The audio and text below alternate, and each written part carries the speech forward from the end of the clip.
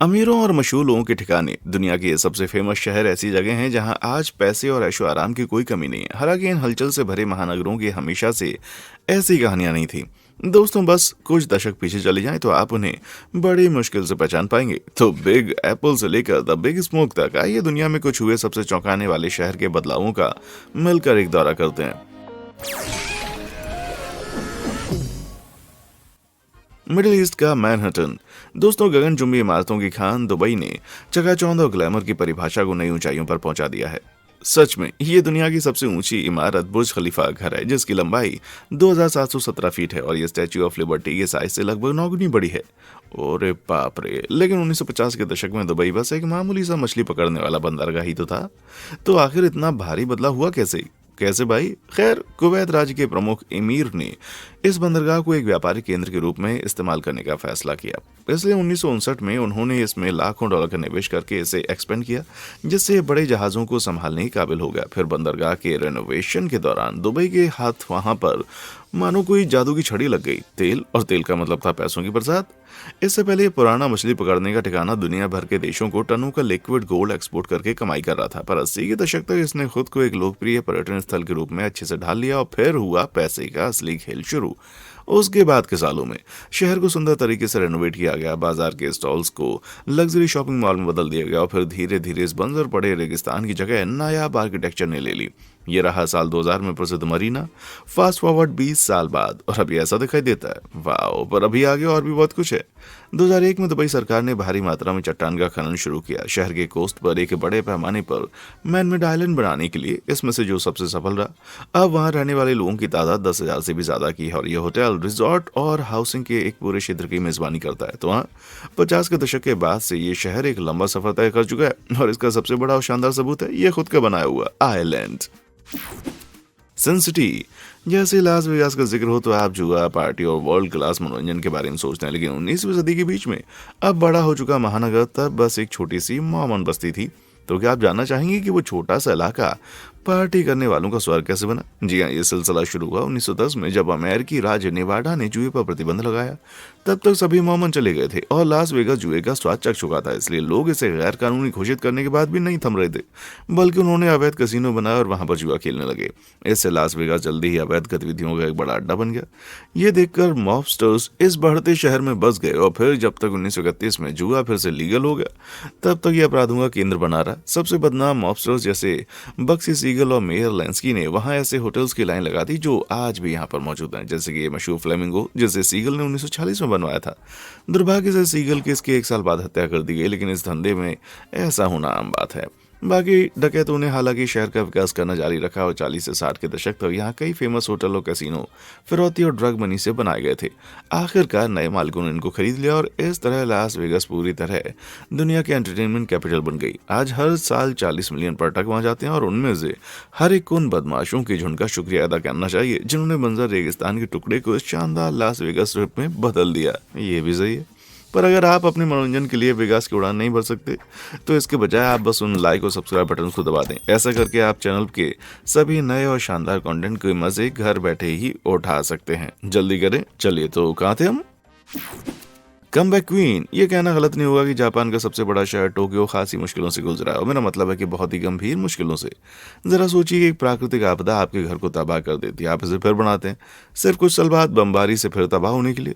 अगर आप 1920 के दशक में टोक्यो के निवासी होते तो आपको इसे इमेजिन करने की जरूरत नहीं पड़ती। ऐसा इसलिए है क्योंकि 1923 में शहर में एक बहुत बड़ा भूकंप आया जिसने इसे पूरी तरह से समतल करके इसमें 1,40,000 लोगों को अपनी चपेट में ले लिया। रीबिल्डिंग के प्रयास शुरू हुए, लेकिन सिर्फ 22 साल बाद शहर को फिर से बेरहमी से नष्ट कर दिया गया, इस बार विश्व युद्ध 2 के दौरान एक अमेरिकी फायर बॉम्बिंग हमले से।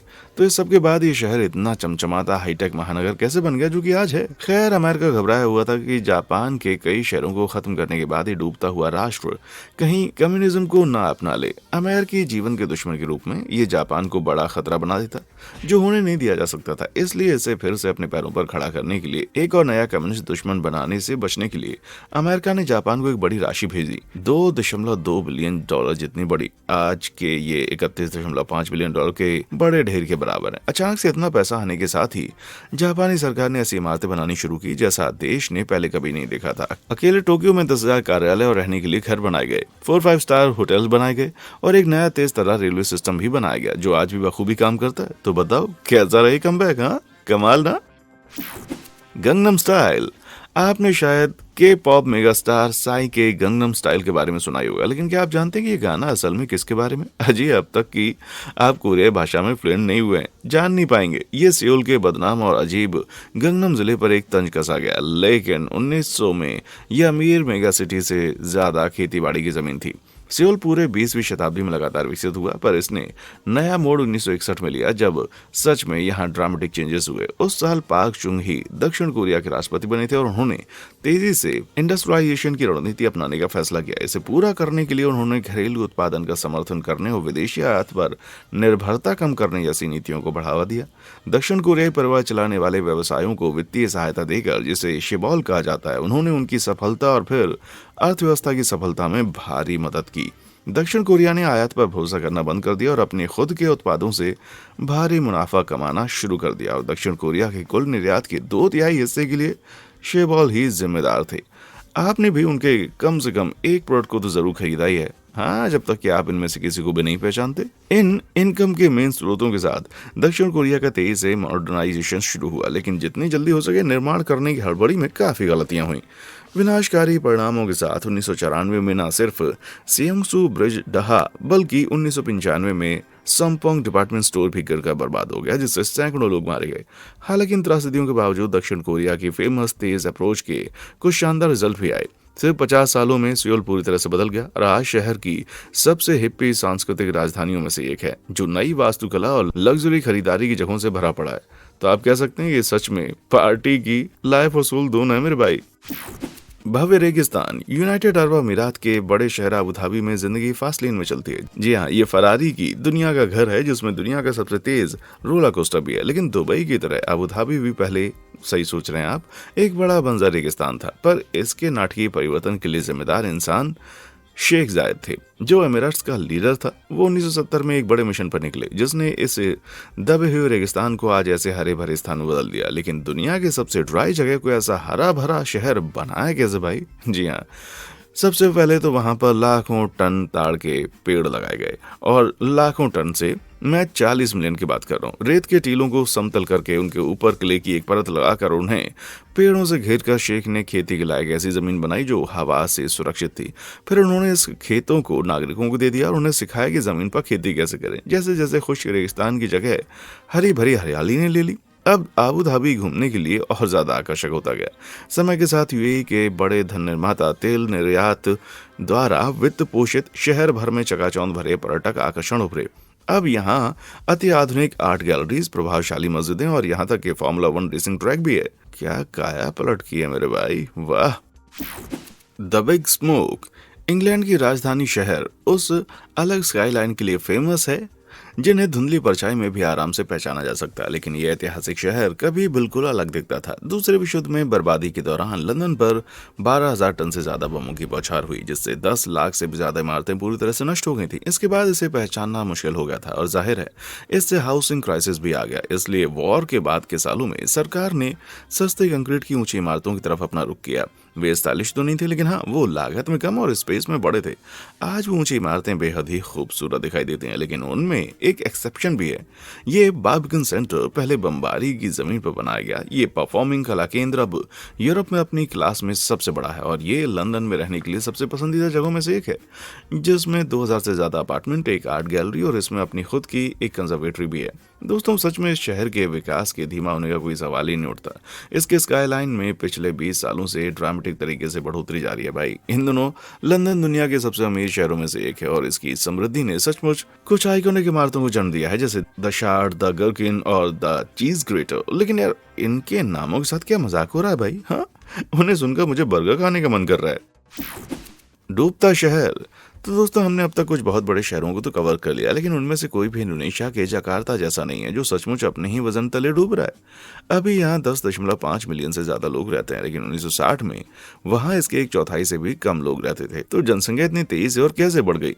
खैर, ग्रामीण इलाकों में नौकरी नहीं मिली तो इंडोनेशियाई लोगों ने बेहतर जीवन के लिए शहर की ओर पलायन करना शुरू कर दिया। उनकी सुविधा के लिए जकार्ता को तेजी से काम करना पड़ा, इसलिए हर खाली जगह पर बड़ी इमारतों को बनाया गया। दोस्तों, इंडोनेशिया का राष्ट्रीय स्मारक भी 1961 में इसी भागदौड़ के आसपास बनाया गया था। उस समय ये एरिया बंजर दिखता था। आज हालांकि ये स्मारक एक लोकप्रिय स्क्वायर के सेंटर में मौजूद है और आप टॉप पर बने मंच के आसपास के शहरी जंगल को पूरा अच्छे से साफ साफ देख भी सकते हैं।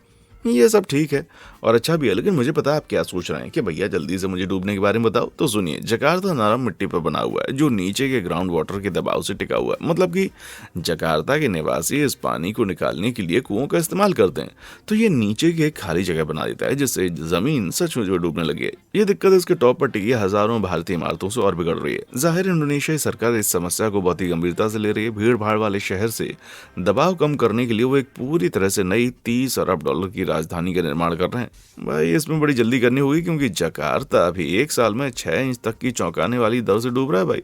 और कहते हैं कि अगर ऐसे चलता रहा तो 2050 तक एक तिहाई शहर पानी में डूब चुका होगा। बाप रे, ये तो पूरा का पूरा तैरो या मरो वाला हिसाब हो गया ना भाई।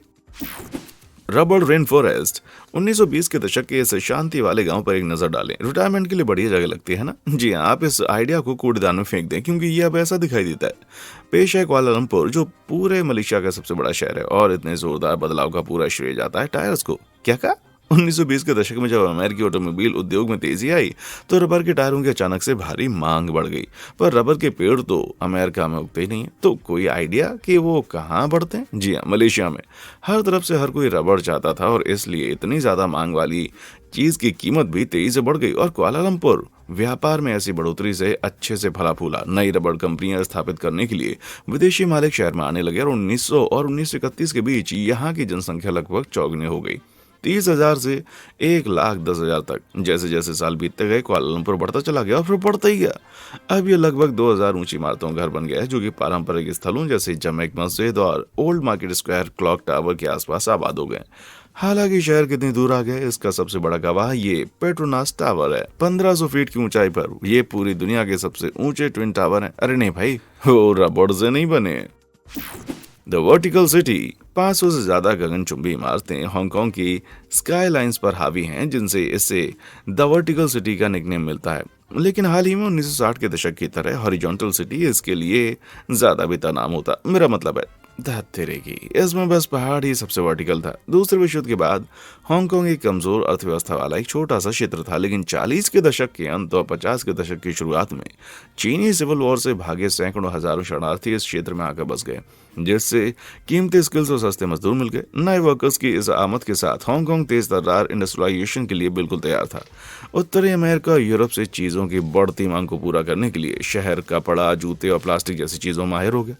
इन सामानों के निर्यात ने पैसों के ढेर लगा दिए और जैसे जैसे 20वीं सदी आगे बढ़ी हांगकांग भी इसके साथ तरक्की करता रहा। अब ये इतने सारे टावर से भरा पड़ा है कि आप मुश्किल से पीछे पहाड़ों को देख सकते हैं और वो पूरी तरह से गायब हो जाते हैं जब रात में रोशनी की चमचमाहट शुरू होती है, जो दुनिया का सबसे बड़ा लाइट और साउंड शो कहलाता है।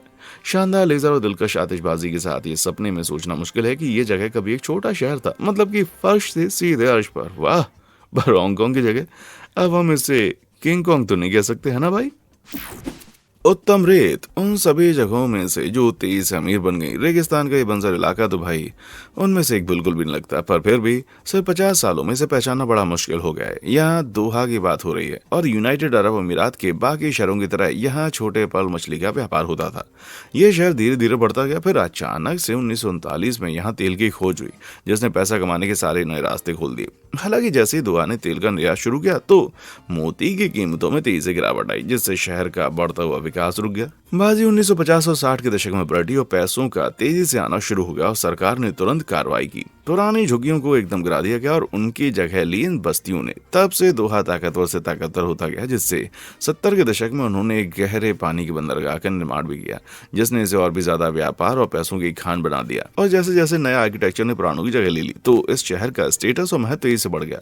1997 में सरकार ने दोहा के किनारे पर एजुकेशन सिटी नाम का एक बड़ा शिक्षण केंद्र बनाया, जो 5 वर्ग मील में सचमुच एक छोटे शहर के साथ जितना ही है। क्या बात है, आज तो वह अपने आप में उतना ही खूबसूरत है जितना कि इसकी कहानी।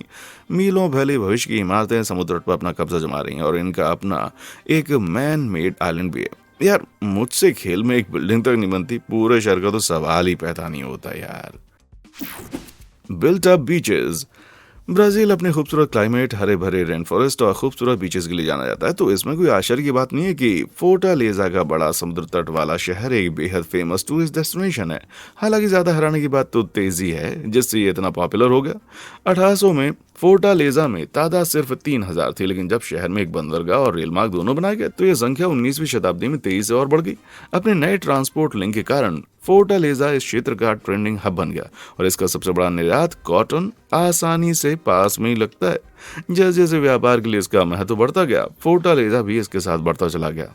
1920 तक इसकी जनसंख्या 23 से बढ़कर लगभग 79,000 हो गई थी। फिर भी आज के जैसा तो बिल्कुल नहीं दिखता। स्वाभाविक रूप से बढ़ती आबादी ने न सिर्फ उत्पादन में इजाफा किया बल्कि शहर को और ज्यादा फैलाने के लिए भी प्रेरित किया, और जैसे ही ये हुआ तो इसने अपने सुंदर बीचेस की ओर पर्यटकों का ध्यान खींचना शुरू कर दिया। उन्होंने शहर में और ज्यादा पैसा लगाया और 1970 के दशक तक एक बार की वो शांत कोस्टलाइन एक बिजी अर्बन लैंडस्केप में बदल गई।